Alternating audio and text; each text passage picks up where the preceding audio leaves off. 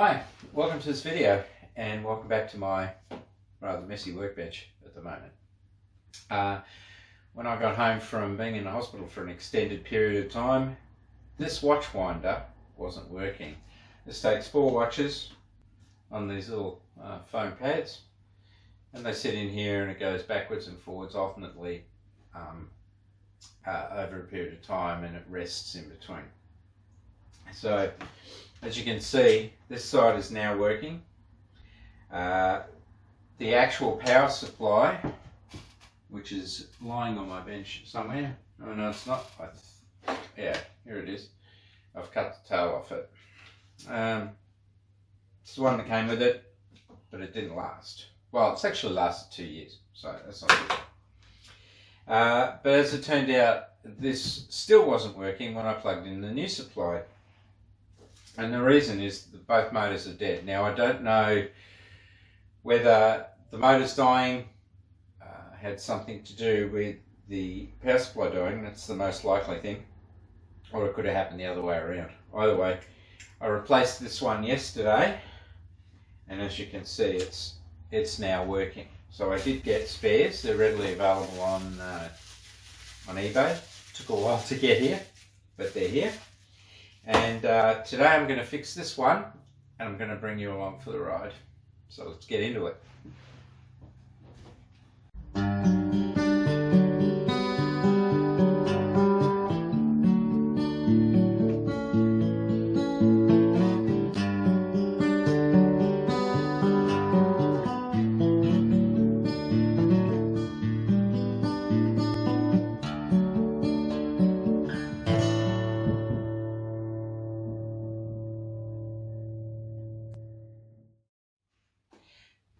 Now, I might have just done that power supply a disservice. I realise I've actually had these things for over 10 years. And so the power supplies actually had a pretty good run, because it's 24 hours a day, 7 days a week for 10 odd years. And I say that because there's another thing I'll show you when I get in here. So the top has to be pried out. You can use a screwdriver. Prefer to use something like that. That's plastic, that isn't going to damage any of the inside material. Take that out. So when you drop it, you see the mechanism. There's 2 gearboxes, one for each pair of winders, and I've replaced this motor. So let's open it up. I'll unplug it from here. If you haven't got one of these, you can get one of those little magnetic tray for keeping your screws in when you're working on things. I don't know if I've mentioned them before.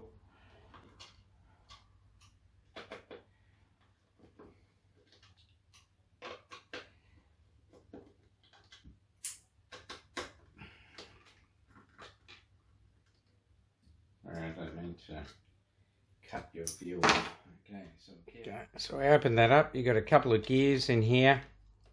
The one thing to note about this is this little belt.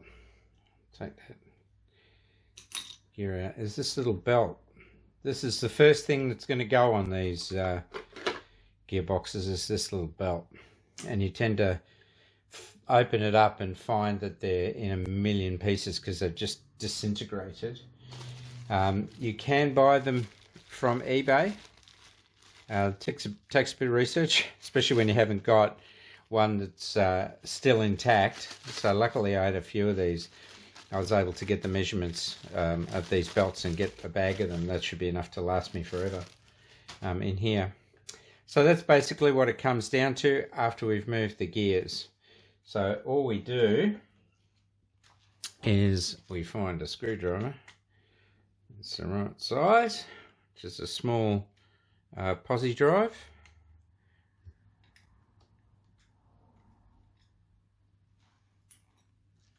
Okay. Just put those screws into that magnetic tray so they don't get lost. So we're not going to need to do anything on that bit. All the work from now on is going to be on this motor. So let's get going on that. Okay, so for now it's about the motor. The first thing to note, it has a little, it's not a gear, it's like a V-groove runner for the belt. So the belt sits inside that and turns it. Try and get you a closer look.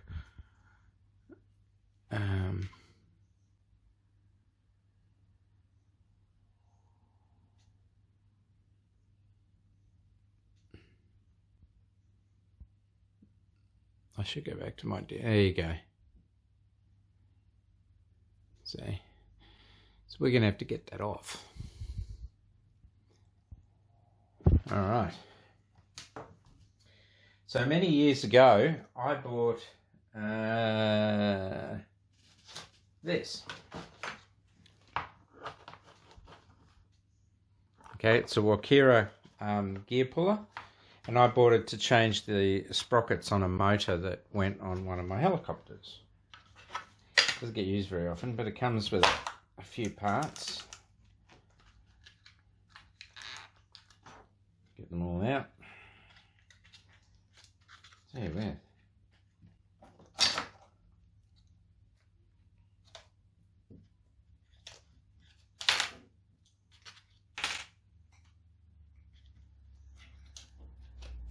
Okay, so you basically got the gear puller part itself, and what you have to do is use the Allen key here, and you put the little pronged pin into that there and do it up. You can't move the main part in and out because the grub screw sticks out, so you can't move it in and out unless it's wound in, i.e. you have the pin in. So wind that back. Also comes with a foot. It's double-sided, so one side's for really thin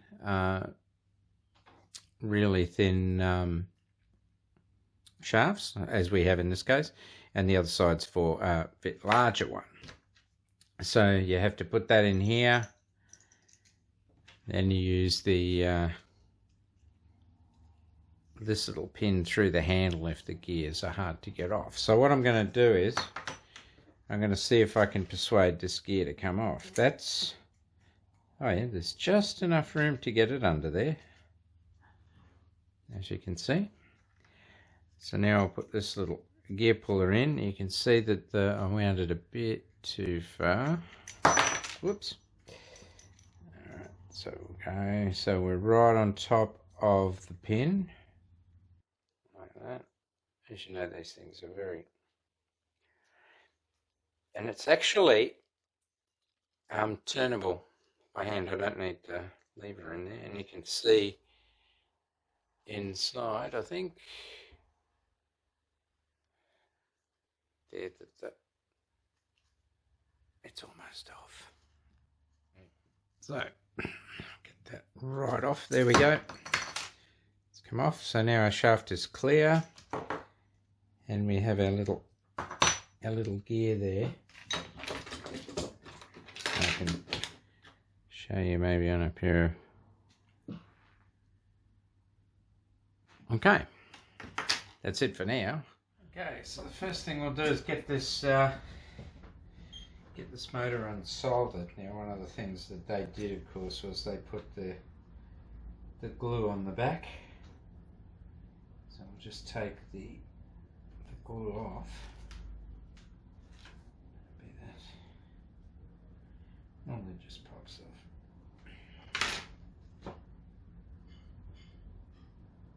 Here we go. All right.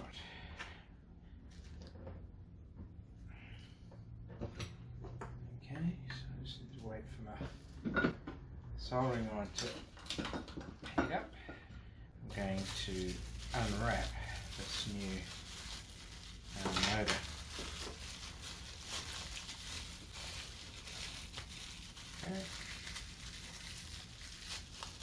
Okay, so it's the motor, same kind. Doesn't feel particularly bad, this thing, but it definitely is bad. Alright, so we're gonna... I hope that's okay on that angle. Now one thing I do is I actually have this stuff, which is it's a flux. Now just keeping your wires and things in this flux actually does help it. I mean, there's flux in the solder, but what I'm going to do is I'm going to stick these little tabs into the solder. Just get a little bit on them, makes them easier to tin, to solder. I've got my lead-free solder here, and I'm looking for the red stripe. That's positive, and there's a little positive which you probably can't see. I don't know if I can highlight that with a pen, but that's basically in there. So I'm going to put that one in. So I'm going to put that one in there, but get it in. It's a bit harder trying to actually do these, of course, while you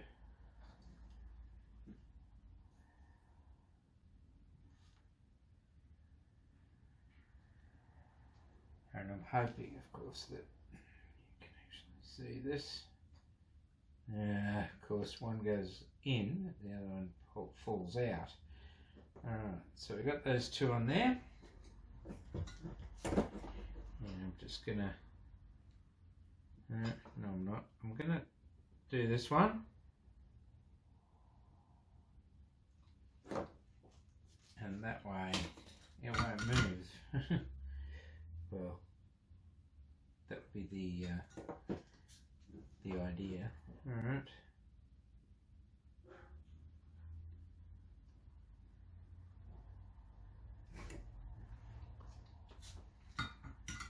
Okay, so now what I'll do is I will get a battery and just pop a glob of glue on that. Okay, I've got a battery. The battery is for my portable glue gun base.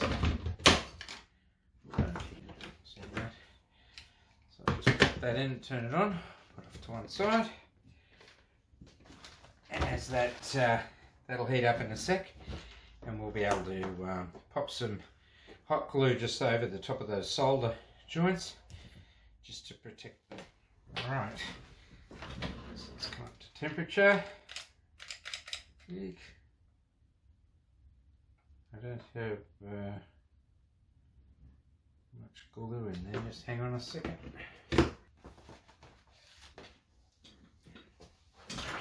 Okay, so I just had to get another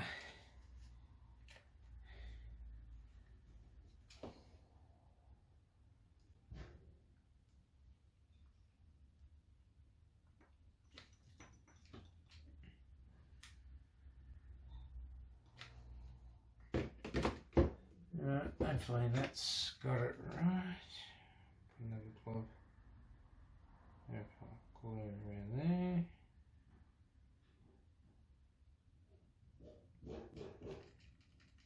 Okay, so that's that.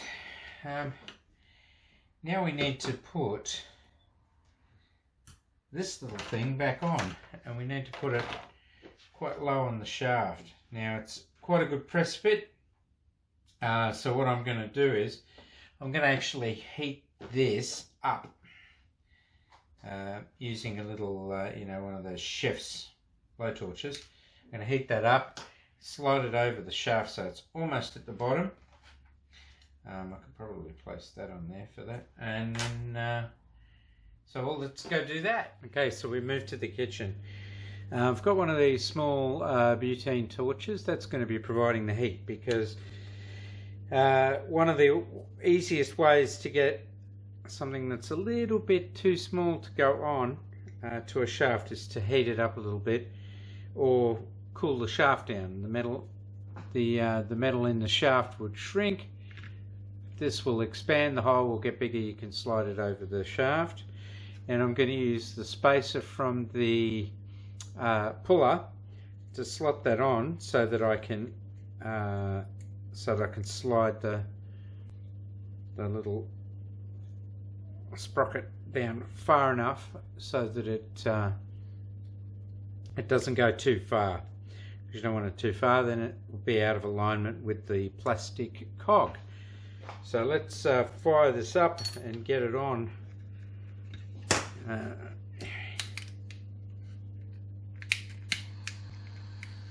Okay, so there we have that running. I think you can see that. I'm going to hold the gear and put the gear in a pair of side cutters. I'm going to just got to do this off camera, sorry, because I'm going to juggle it around. Alright, so, and I'm going to have that in there like that, and I'm going to heat up the gear. Now, just a note of warning with this, because there's such a large surface area, the side cutters are actually going to get quite hot, so you've got to watch it when you actually put them down. They will still be hot for quite a while. Shouldn't require too much. There you go. Oh, I did that off camera. Just pop that straight down with the spacer underneath it. Turn that off. And so now we see that the gear is popped on the bottom there. If it's too low, we can use the gear puller just to pull it up just a fraction. Alright, back to the workshop. Okay, so there we are. I reviewed the footage, and you can just see me slide that on in the corner. So rather than faking it by redoing the installation, I'll just let you live with that. Anyway, you know what I did. Okay, so we've got to get all the bits and pieces together. We need to put this motor back together. So I've also got a bit of, I use marine grease for this. And that's what I'm going to use today. Alright, so we've got our 2 gears. We've got 2 screws for that and the 4 screws to put it back together. So let's grab the first bit, the back, and we'll put these, I'll put the motor in first. Whoops. Okay, that goes that side. Okay, and we use those 2 really tiny screws in this case. Yours may be different. It depends.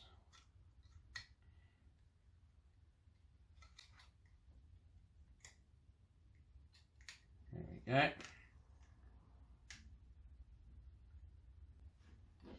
So put them in loose to start off with.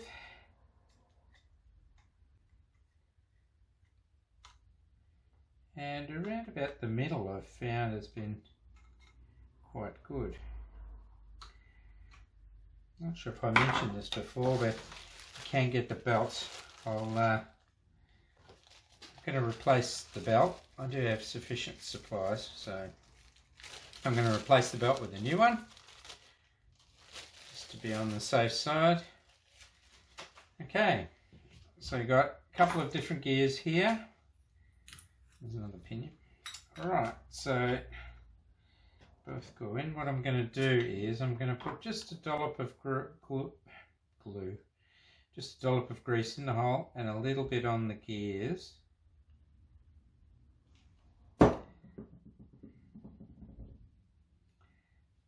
Okay, oops. This one with the that has the slot for the belt. You obviously don't grease that. Hoping that you can see what I'm doing here.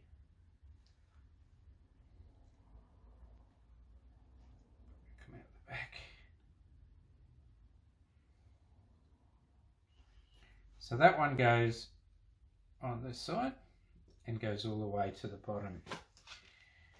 Now we put the belt on. Try not to get any grease on the belt. I'm just going to use one of these pick tools. Okay, so that's on there. They look to be lined up pretty good. I did get a bit of grease on that belt, so I'm just cleaning that off. Now I'm going to run that grease around the gear a little bit. This one goes in with the small bit up again, so the two gears mesh like that. Okay, now that that's in there, just spin them around, make sure they're okay. And what I'm going to do is bring the big box back up here, because you have to put this as a whole assembly into the other half of the assembly, which is still attached to the watch winder box itself. And along with that, I'm going to put just a little bit of grease inside this brass bushing. Okay, so we're back here, and we have this the mechanism here which turns there like that. So we're going to just take our gearbox set up there, and we're going to carefully put it on as a whole. If the gears don't line up, and although they haven't this time, you just turn it a little bit and they'll line up. Now I just have to put my 4 little screws in here. Run the home straight. Obviously, I'm just going to start them till I get all 4 started, and then I'm going to tighten it up just to make it go down evenly. Okay.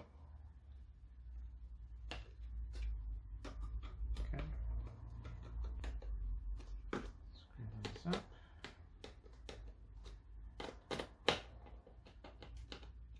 Alright. Now we have to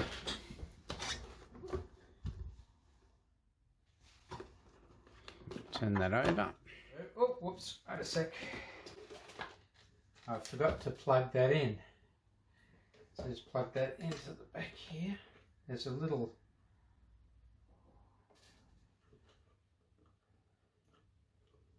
board here that both motors plug into. The power plugs into it. And it goes 2 switches there. So go to the back. So put this in its place. Alright. And we knew that one worked. And that one works as well. So there you have it. Now running quite smoothly. So I'm going to put that in with the other ones. And that's all there is to it. So that's it for today. Pretty simple fix. The hardest thing's getting that little V-groove gear off the motor and back onto it. You do need that shaft puller to do that. So I've got some pretty exciting stuff happening pretty soon, I hope. And with that, you all look after each other and take care. And I'll see you on the next video. Thanks for joining me.